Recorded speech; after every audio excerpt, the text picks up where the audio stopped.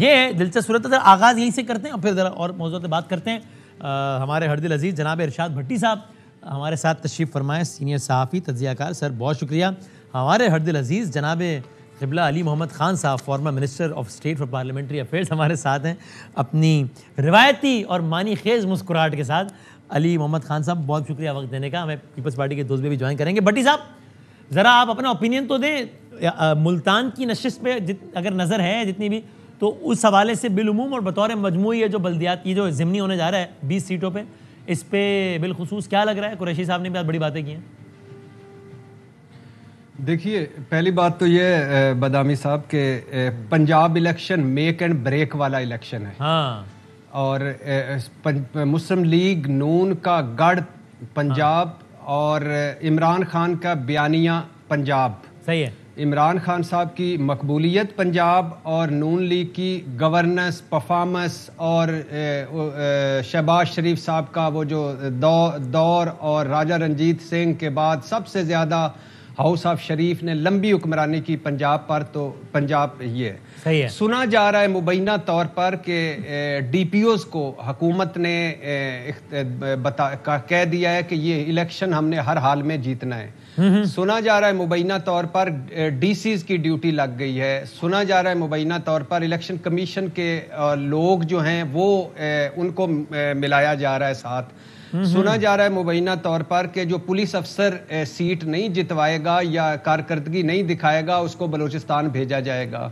सुना जा रहा है मुबैना तौर पर कि वोटर लिस्टों में बहुत गड़बड़ हुई है। मुबैना तौर पर मुर्दा जिंदा हो जाएंगे इलेक्शन वाले दिन मुबैना तौर पर। अच्छा। और बहुत सारे पोलिंग्स और बहुत सारी चीज़ों पर साइंस, जो नून लीग और पीपल्स पार्टी का एक आर्ट है, साइंस और आर्ट। हाँ। साइंस ये है कि इलेक्शन जिन जिन पोलिंग स्टेशन पर मुखालिफ का है वोट ज्यादा है उनको स्लो करा दो, जिन जिन पर अपना है उनको जल्दी करवा दो, और आखिरी दिनों में पटवारियों और पुलिस की मदद से और बाकी सारा उसकी मदद से लोगों को निकालना जो तरीके इंसाफ का नहीं कर पाती उनका मुकाबला उस जगह पर। तो नतीजा क्या होगा आपके ख्याल में सबके जो कुछ आप कह रहे हैं हमने सुना है, वही मैं आपको बताने जा रहा हूँ। और अब अच्छा दूसरी बात यह है कि तरीके इंसाफ को मार कहाँ पड़ रही है? तंजीम साजी पर तरीके इंसाफ को मार कर पड़ रही है साईं उस्मान बुज़दार का 3.5 साल की चीफ मिनिस्ट्री की वजह से।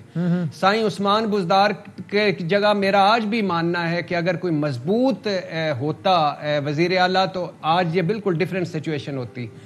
और क्या सर ये बताएं ना, नतीजा क्या निकलेगा? और एक आपको और भी बात बता दूं, अगर कुरैशी साहब जीत भी जाते, वो सही कह रहे हैं कि जहांगीर तरीन साहब ने उनको हराया था, उनका कहना है, और अगर वो जीत भी जाते तो फिर भी बुज़दार साहब ने वजीर आला बनना था। ये भी लिख लीजिए, कुरैशी साहब ने फिर ज्यादा दुखी होना था। चलो अब तो वो एक इस हद तक दुखी है। ऐसा क्यों होता है? कुरैशी साहब जीते तो वो तो तरीन साहब वैसे भाई फड्डा तरीन साहब और कुरैशी साहब में था।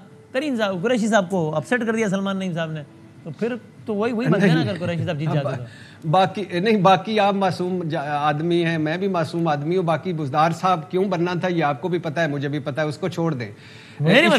अच्छा, अब ये है कि रोला क्या है, दुख की बात क्या है? दुख ये है कि 25 अरकाने असम्बली के डी सीट होने के बाद ये और सुप्रीम कोर्ट के फैसला आने के बाद पंजाब में गैर आईनी हुकूमत है, गैर आईनी काबीना है, गैर आईनी बजट है, गैर आईनी सारे अहकामात दिए जा रहे हैं, और इस पर मेरी अदलिया चुप है, खामोश है, और इतना लंबा वो खींच रही है, जिस पर दुख है कि ये कैसी बनाना रिपब्लिक है कि उनके पास अक्सरियत नहीं। उन्होंने एतमाद का वोट लेने की भी एक आंखों में धूल नहीं झोंकी।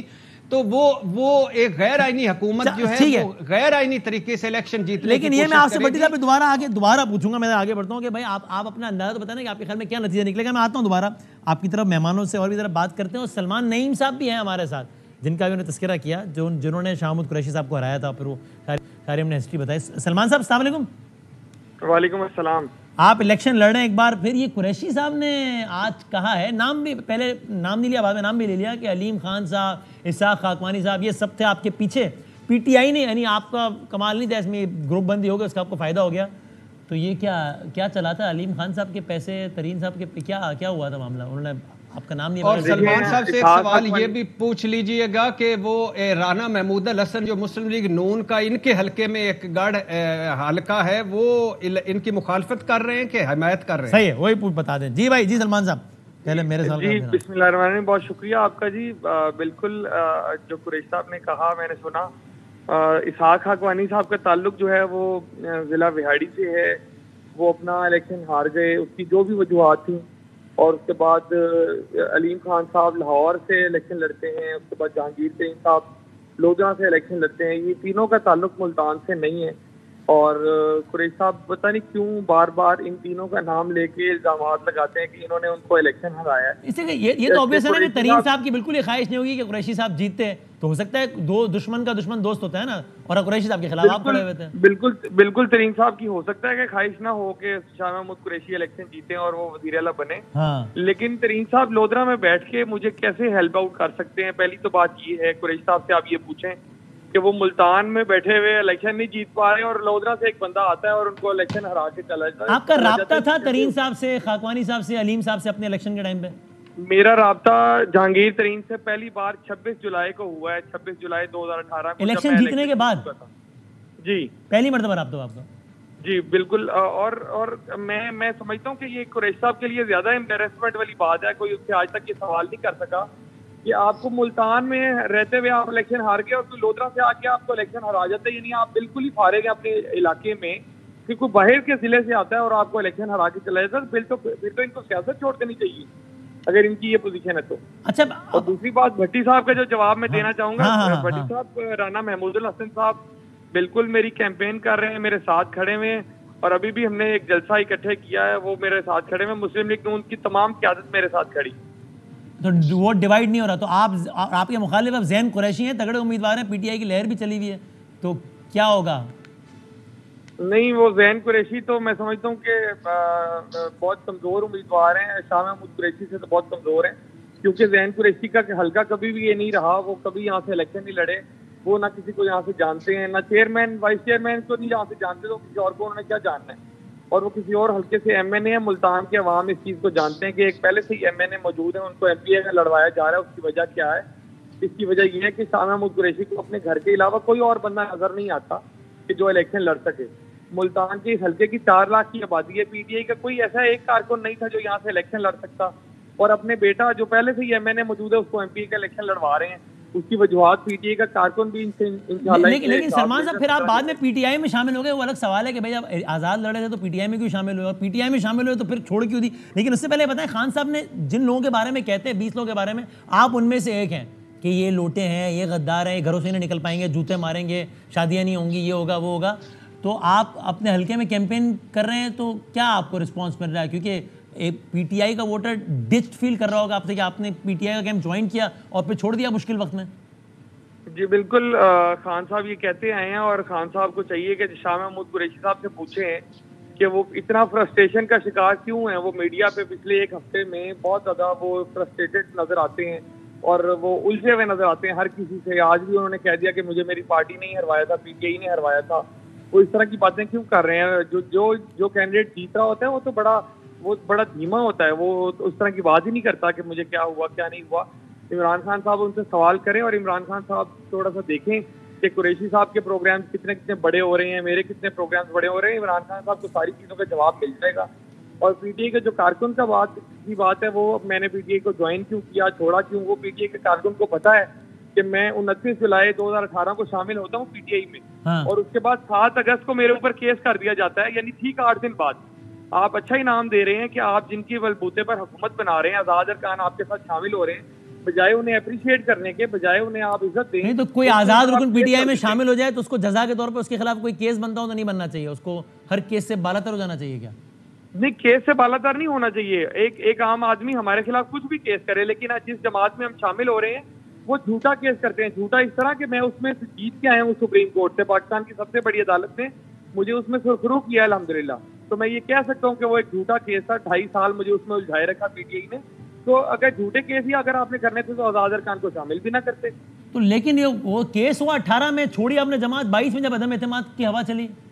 जी बिल्कुल, मैं उसकी वजह बताता हूँ कि 18 18 में केस हुआ और 22 तक वो केस चला। आप इस चीज के चश्मदीद गवाह हैं कि मैं किस तरह उसमें पेशियां भुगतता रहा, मैं किस तरह उसमें इन्होंने मुझे उलझाए रखा।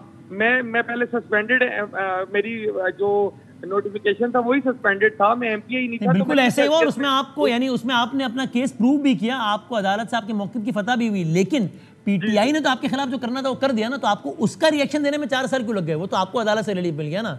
तो मैं वही अर्ज कर रहा हूँ कि मुझे अदालत से रिलीफ ही 4 साल बाद मिला है। पहले मैं किस हैसियत में मुस्लिम लीग नून में शामिल होता, जब मैं एक एमपीए ही नहीं था।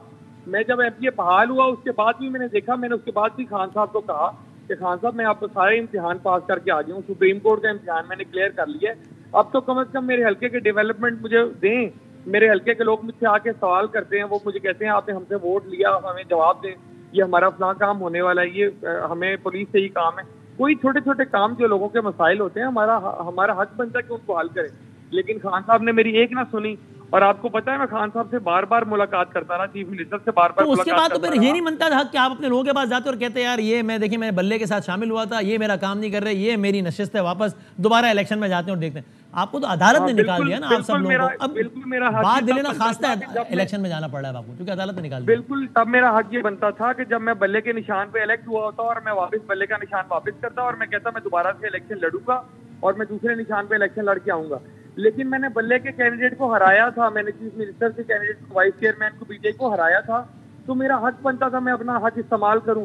जब एक पार्टी मुझे ओन ही नहीं कर पा रही, जब एक पार्टी मुझे अपना तस्लीम ही नहीं करती, बाकी एमपीएस को 1-1 अरब रुपए के फंड दे देते हैं, मुझे जो ना जनाब ना अपना समझते हैं। डीसी कमिश्नर को मना किया होता है कि सलमान नईम का काम नहीं करना, सीपीओ को मना किया होता है कि सलमान नईम का काम नहीं करना। मैं किस हैसियत में उस पार्टी में रहूं जब एक धारा आपको ओन ही नहीं करता, वो अपना दरवाजा ही आप खोलने के लिए 17 के लिए कॉन्फिडेंट है 17 के इलेक्शन में? आज कुरैशी साहब ने बिल्कुल कॉन्फिडेंट है इंशाल्लाह 200%। अच्छा चलें लेट्स सी, देखते हैं। बहुत